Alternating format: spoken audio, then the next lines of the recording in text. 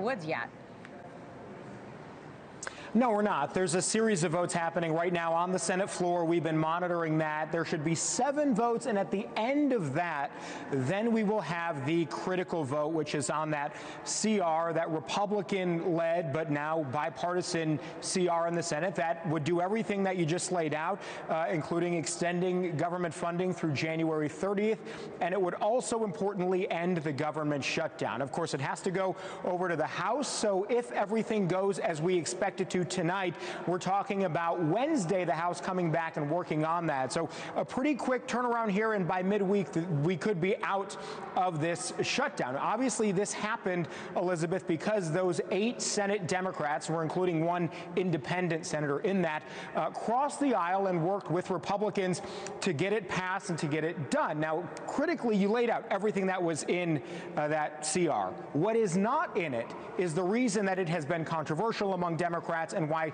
so many of them, including leadership in the House and Senate, are frustrated, because the Obamacare subsidies, which is really at the heart of Democrats' fight and their reason for staking out their position in this shutdown in the first place, that was nowhere to be found in this CR. It does not have an extension. It doesn't mention it. It is simply a promise from Senate Republicans outside of the CR that this issue will get a vote. And as you pointed out, that doesn't guarantee any movement. That doesn't guarantee that the House is going to take it up at all. So we talked to several senators today about that, one of them being Democratic Senator Mark Kelly. This is what he said about the future of those subsidies and what he hopes to see moving forward here.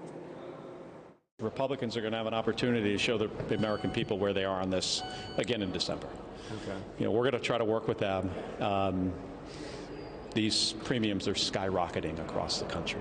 I was just talking to one of my constituents just yesterday, who is now looking, you know, she was paying about $400 a month.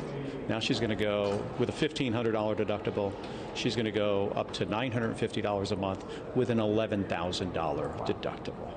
That is devastating.